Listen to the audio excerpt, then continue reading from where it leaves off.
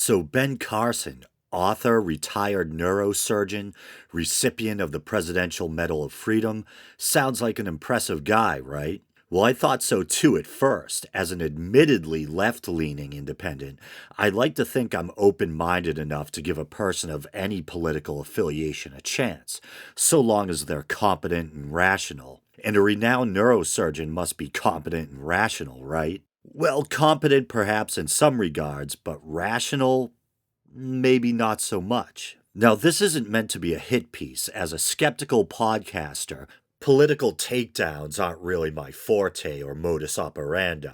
But when I heard Ben Carson make some astonishing religious claims concerning the Egyptian pyramids, I couldn't just stand on the sidelines.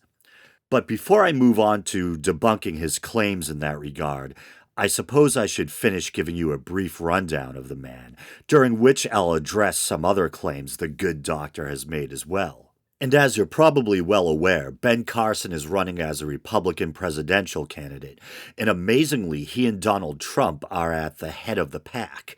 So I think the fact that this man is seeking the highest office in the country makes it all the more important to shine a light on his dubious claims.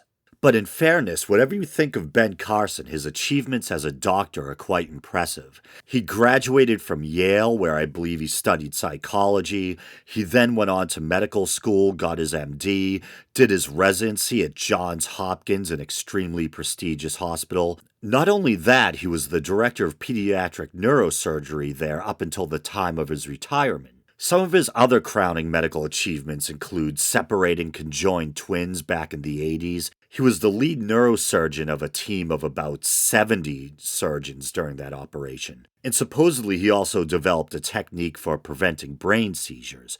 I'm not sure if that's related to his use of a surgical technique known as a hemispherectomy, wherein they literally remove an entire hemisphere of your brain, or in some cases, part of the hemisphere, in hopes of preventing epileptic seizures, I believe. So as a doctor, the guy's no slouch. We could try to poke holes in his medical legacy by bringing up things like how I believe those twins he separated didn't end up faring too well. They had been connected by the head, and afterwards I believe one entered a vegetative state, and both ended up becoming wards of the state. And there's also a story about him supposedly leaving a sponge in someone's brain. But in fairness, I'm not a surgeon, and I imagine that when you're doing pioneering surgery or a high volume of surgeries, that there will occasionally be complications or mishaps. So I guess I'll leave the dissection of his medical career up to his peers.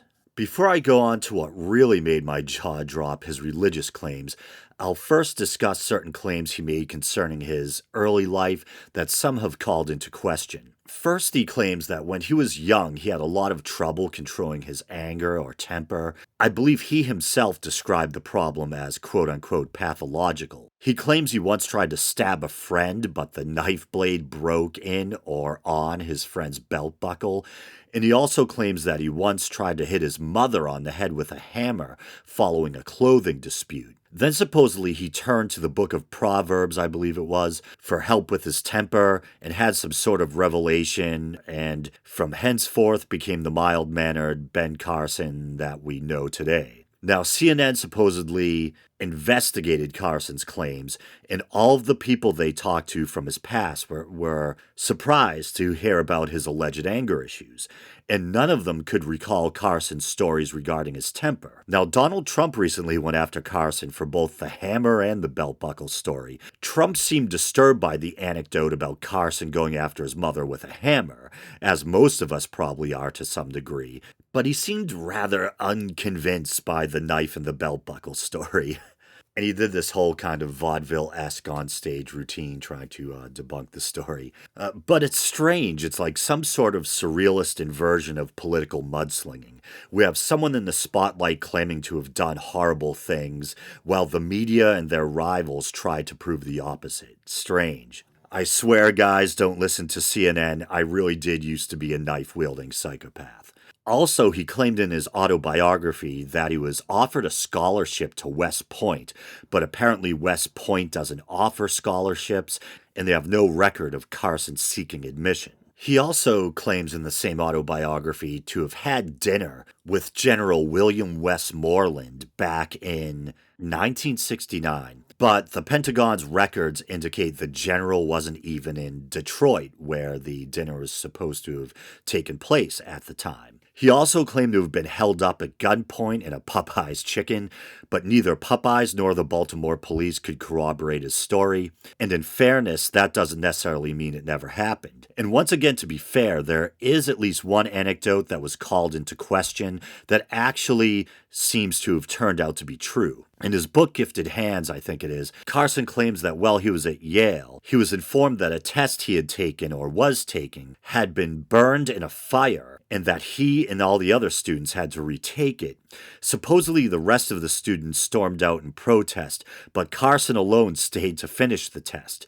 It was revealed that the story about the fire was a hoax and the instructor was just testing the class to find the most honest student, and he rewarded the young Carson with $10. The media was suspicious at first, but as it turns out, the Yale Daily News, a humor magazine, did have a tradition of performing such hoaxes and doling out small cash prizes. There's another controversy surrounding Carson that I think is much more substantial. He's been associated with a multi-level marketing drug company named Manatech. They make these kind of homeopathic alternative drugs and supplements that supposedly contain all natural ingredients such as aloe vera and other plants. Their claims about one drug in particular actually got them in trouble with the Texas Attorney General. They claimed that this homeopathic drug could treat a variety of ailments including autism, cancer, and even Down syndrome.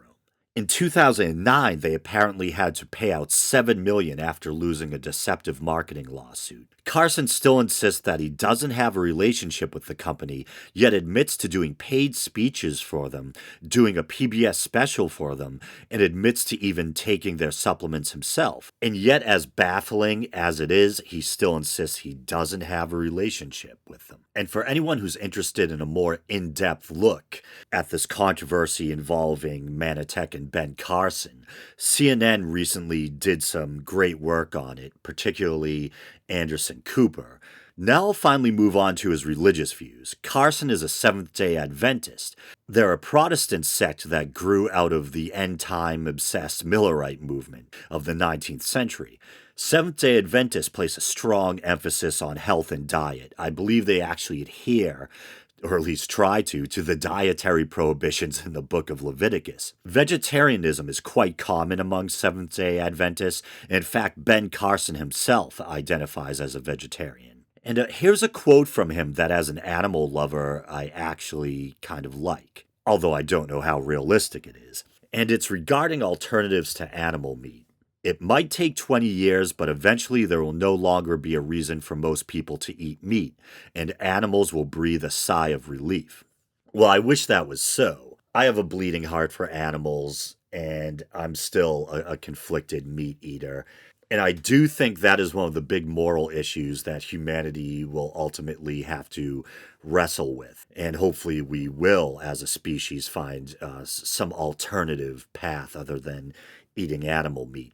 But I don't see it happening anytime soon. 20 years seems like a much too short guesstimation, in my opinion. So here's one of the stranger claims that Ben Carson makes. He says that God helped him ace a chemistry final by giving him all the answers in a dream.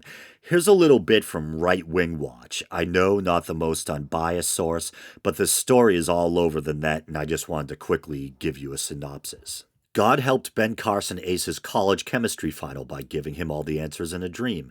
By Kyle Mantila, it looks like, and this is dated 5/7/2015. Republican presidential candidate Ben Carson was among the featured speakers at the official National Day of Prayer gathering in Washington, D.C. this morning, where he told the story about the time that God helped him ace his college chemistry final by providing him with all the answers in a dream. As Carson explained it, his goal of becoming a doctor was nearly derailed in his first semester at Yale University when he was failing his chemistry class to such an extent that he would not have been able to pass even if he managed to get an A on the final exam. Fortunately for him, this particular professor had a policy that anyone who was failing the class could receive double credit on the final, and so Carson asked God for a miracle before committing himself to study for exam the night before. But instead of studying, Carson fell asleep and had a dream in which he was alone in an auditorium, as some nebulous figure, in quotes, wrote out chemistry problems on the blackboard. When I went to take the test the next morning,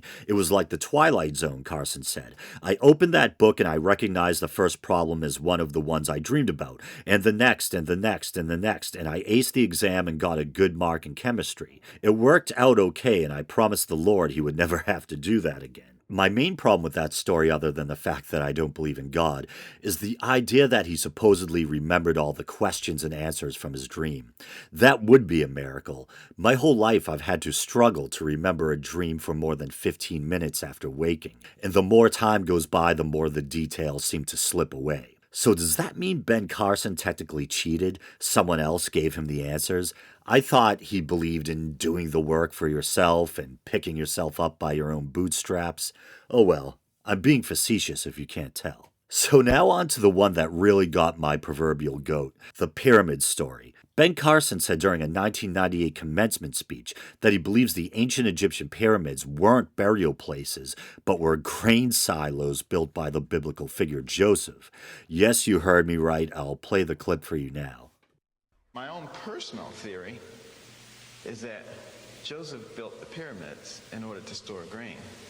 Now, all the archaeologists think that they were made for the pharaoh's graves, but it would have to be something awfully big when you stop and think about it. I don't think it would just disappear over the course of time to store that much grain. And, various scientists have said, well, there were alien beings that came down and they had special knowledge, and that's how they were. It doesn't require an alien being when God is with you.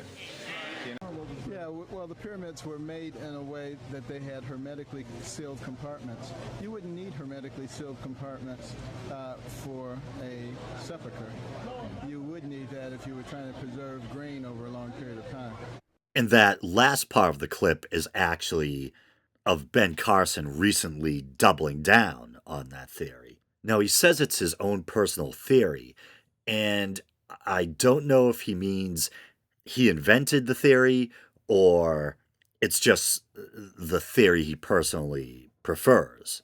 And if Chris Webber is listening to this, he's probably going to take offense for me using the word theory loosely in the vernacular sense. but I hope he's not claiming that this quote-unquote theory is his own brainchild, because I just learned recently that this isn't new. This is a Christian idea that goes back to the Middle Ages and in fact can be traced all the way back to Gregory of Tours, if not earlier. But even though I've already heard it, listening to it again, I'm still rendered almost uncharacteristically speechless. And others have made this point too, but what serious scientists believe the pyramids were built by aliens? Probably none, unless they're as fringe in their beliefs as Carson himself. It reminds me of how once I was watching a reality show about renowned Egyptologist Zahi Hawass and a handful of his college students who were learning to be archaeologists. One of the students brought up aliens building the pyramids, and man, it was not pretty. If you're familiar with Zahi Hawass, he can be very passionate, shall we say.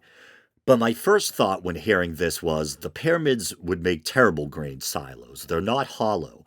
They're solid structures containing some narrow passages in what are obviously burial chambers complete with Egyptian art and hieroglyphics pertaining to the afterlife. We know the Great Pyramid was built for the pharaoh Khufu, or Cheops in Greek, and it's thought that the three nearby smaller pyramids of the Giza complex were for three of his wives. There's also nearby mortuary temples, and I believe altogether the area is referred to as the Giza necropolis, including the Sphinx and some cemeteries, a work village, and of course the pyramid complexes of the pharaohs Khafre and Menkaure. I believe Khafre was Khufu's son. It's thought that the Great Pyramid was completed around the middle of the 3rd millennium BCE. That got me to thinking about the historicity of Joseph. I did some digging, and it seems that scholars are divided on the subject.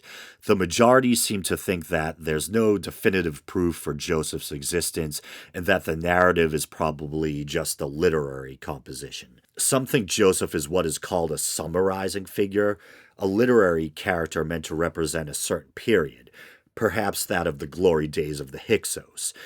And there are some other, admittedly, who do think that Joseph could have been a real figure and think that someday more conclusive evidence may turn up. And for the sake of argument, if Joseph actually did exist, he probably existed after the construction of the Great Pyramid finished. Remember, I said the construction concluded supposedly around mid 3rd millennium BCE, and it's thought that if Joseph did exist, he would have been around during mid to late 2nd millennium BCE. Here's a quick bit from BibleArchaeology.org. Mainline contemporary scholarship and the Bible's own chronology are in accord in dating Joseph somewhere between 2000 and 1600 BC. This time frame includes two important periods of Egypt's history: the Middle Kingdom 2000 through 1786, and the Second Intermediate Period 1786 through 1570. And also, we should take into consideration that the book of Genesis itself, in which the narrative is found, was probably written at the time of the Babylonian exile, so around the middle of the 1st millennium BCE, in the 6th century more precisely. But whatever you think of Joseph, due to what we know about the pyramids, common sense should be telling you loud and clear that he didn't build the pyramids, and they certainly weren't grain silos. Well, okay, here's where I really start to dislike the man. I'll briefly talk about some of his controversial views, beginning with his thoughts on evolution.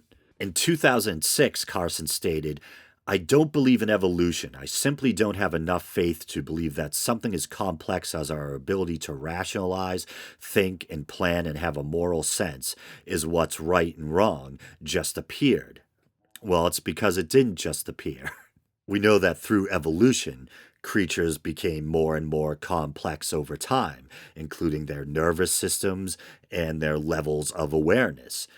And as far as a moral sense goes, as I've said many times, I believe we're evolutionarily wired for both altruism and empathy, and for tribalism and violence, in-group, out-group stuff. And there's many social animals that behave quote-unquote morally. But I've spoken a lot about evolution and morality in past episodes, so I'll spare you that diatribe for now. And here's a bit from Wikipedia. It says, in a 2011 speech to Seventh-day Adventists entitled Celebration of Creation, Carson said Darwin's theory of evolution was encouraged by the adversary, which must be the devil, and it has become what is scientifically, politically correct. With the adversary being interpreted as a reference to Satan. Yeah, that's what I thought. Carson also labeled the theory of the Big Bang as ridiculous, saying, here you have all these highfalutin scientists, and they're saying it was this gigantic explosion and everything came into perfect order.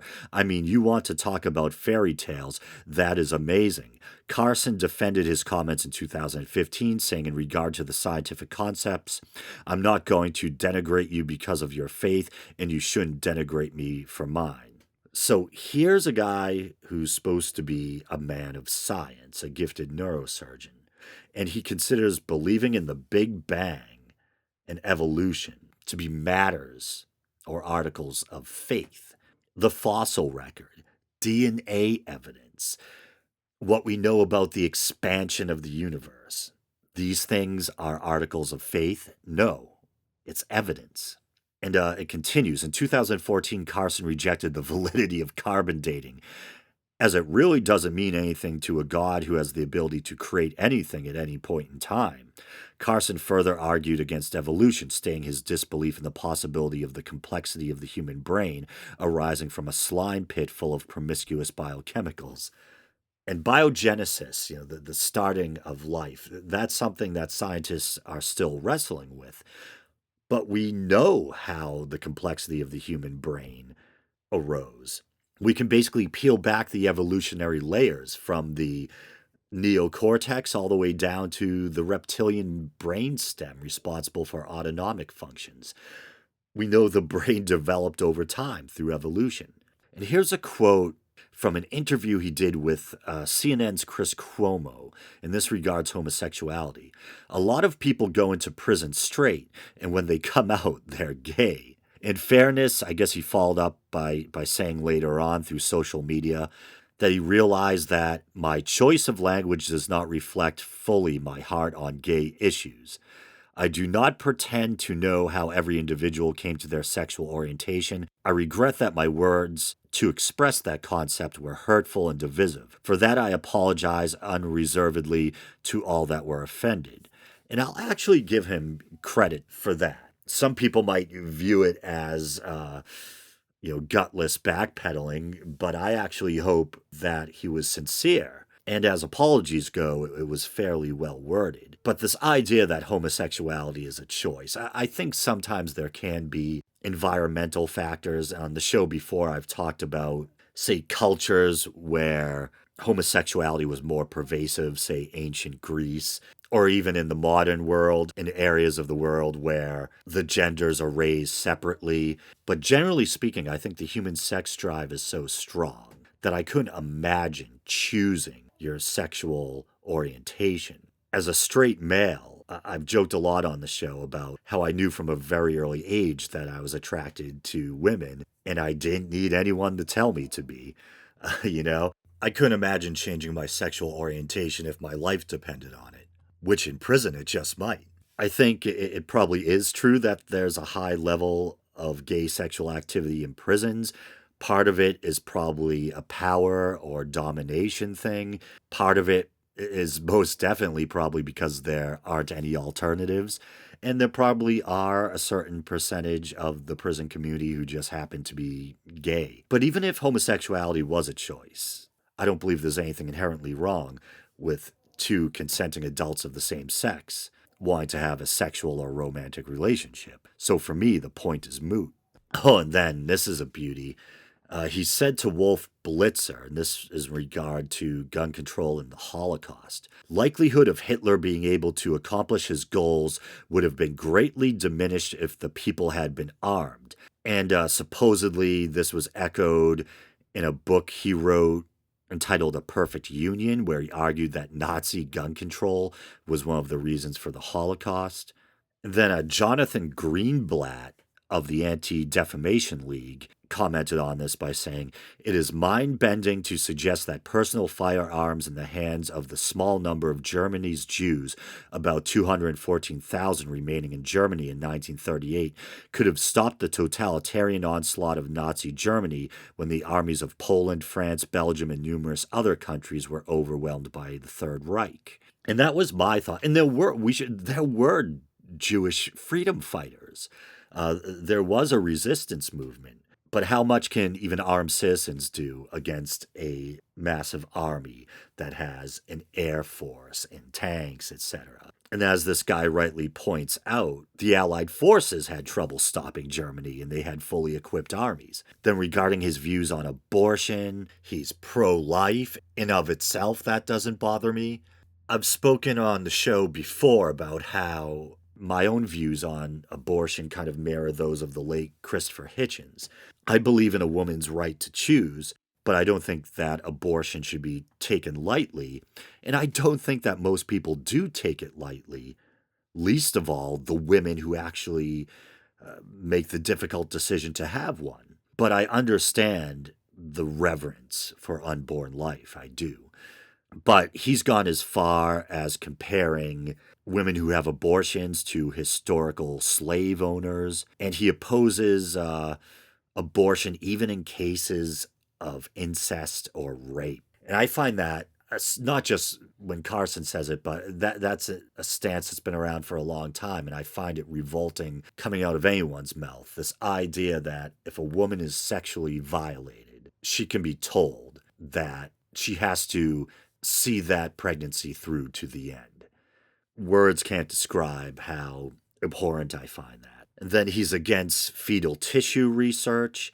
And here's a quote: "There's nothing that can't be done without fetal tissue." I'm not a doctor. I'm not a scientist. I don't know how true that statement is. But it seems to me that the scientific or medical consensus is that fetal tissue is very important to things like stem cell research. research. And then an OBGYN, a doctor by the name of Jen Gunter, discovered research that Carson had performed and published using tissue from fetuses.